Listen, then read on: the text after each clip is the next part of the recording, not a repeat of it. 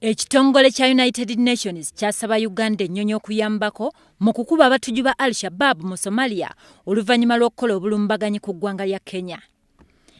Ennyonyi zino wabula mu kugenda mu llumba luno zeerindiggula ku lusozi Kenya era zonna ne zisaanawo. Kati ebbanga ligenda mu myaka 2 ekitongole ky'amawanga amagatte nga kiganye okusasula Uganda ennyonyi zino newankubadde nga baludde nga bali mu nteeseganya.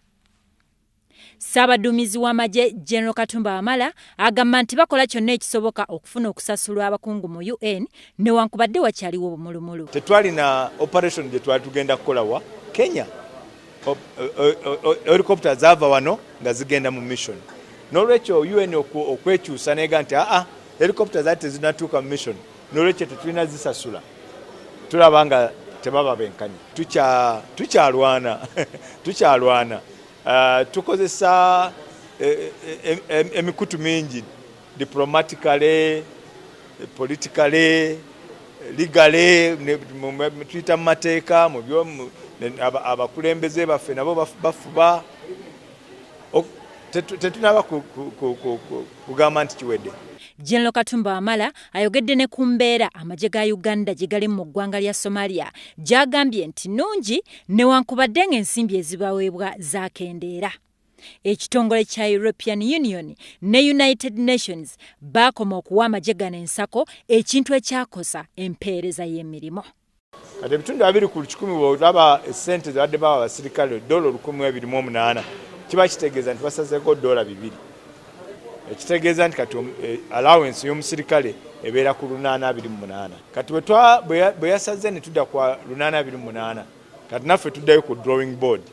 Kati bwadda tusaleko mmeka musirikale ate tuleme kulumya musirikale akola emirimu wa Somalia. Osanga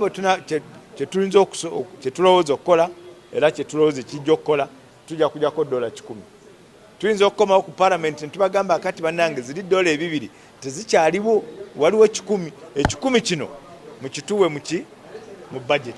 Wabula General Wamala era akutidde abazadde mu ggwanga okukoma ku baana baabwe balekeraawo okukozesa ebiragalalagala kubanga mu bano bennyini mwe bafuna abasirikale b'eggye ly'eggwanga.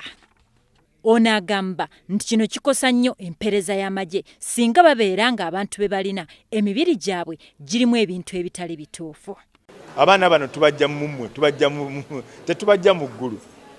Mwana wange betuli recruiting abaana bangi abavubuka naddala ennaku zino balabika bakozesa nnyo ebiragalalagala era twakivumbula bwe twatandika training. Kuba training yaffe bw'obanga obadde ku kintu ekyo mu weekends 2 oba omaze okukola ki okulaga nti nze nayitayo. Era kyemadde nsaba bamemba ba parliament ensonga y'ebiragalalagala tugitunuliranga